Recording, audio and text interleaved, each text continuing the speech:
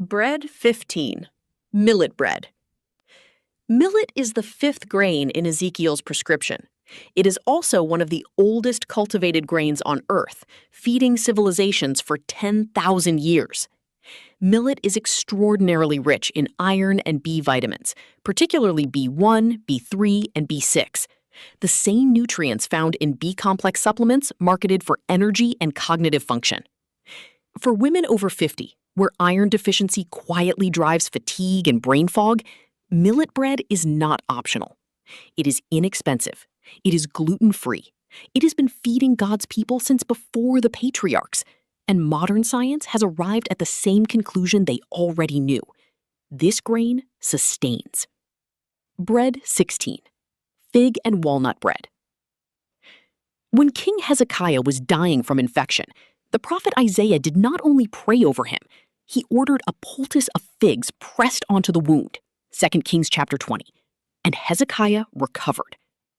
Figs are rich in B vitamins, magnesium, and potassium, and when combined with walnuts in bread, you get one of the highest plant-based sources of omega-3 fatty acids and serotonin precursors available.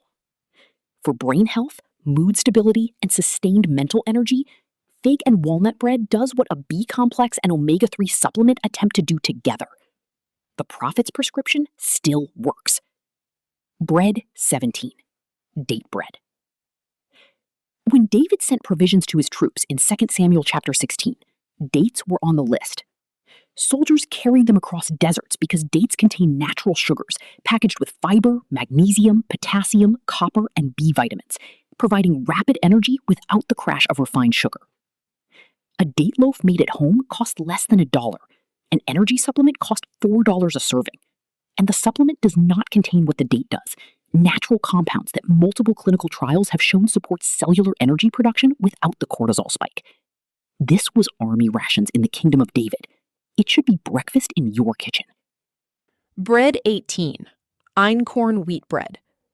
When the Bible talks about wheat, it is not talking about what fills grocery store shelves today. It is talking about ancient varieties, einkorn and emmer, genetically completely different from modern wheat.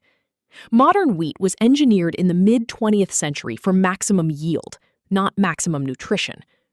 Einkorn has 14 chromosomes. Modern wheat has 42. The gluten structure, the antioxidant content, the protein quality, all different. Einkorn bread contains significantly more protein per slice than modern bread, and a different amino acid profile that supports muscle repair and collagen synthesis. The grain of the Bible was not what is making people sick. What is making people sick is what we turned it into. Go back. Bread 19. Honey barley loaf. When Jesse sent David to the battlefront in 1 Samuel chapter 17, he packed 10 loaves of bread and roasted grain. The provisions of a young man going into the most dangerous moment of his life. Barley bread combined with raw honey creates one of the most sustained energy profiles in natural food. The beta-glucan in barley slows glucose absorption. The natural enzymes in raw honey support digestion and immune functions simultaneously. This was battle bread. It sustained the man who killed Goliath. It will sustain you. Bread 20. Carob bread. And here we are, number 20, the one that will surprise you completely.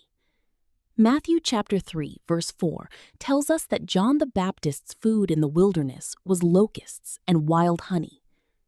Many biblical scholars, particularly those familiar with the Judean wilderness landscape, argue that locusts here refers not to insects, but to the pods of the carob tree, known throughout the ancient Middle East as locust beans, St. John's bread. The carob tree grows wild throughout the region where John ministered.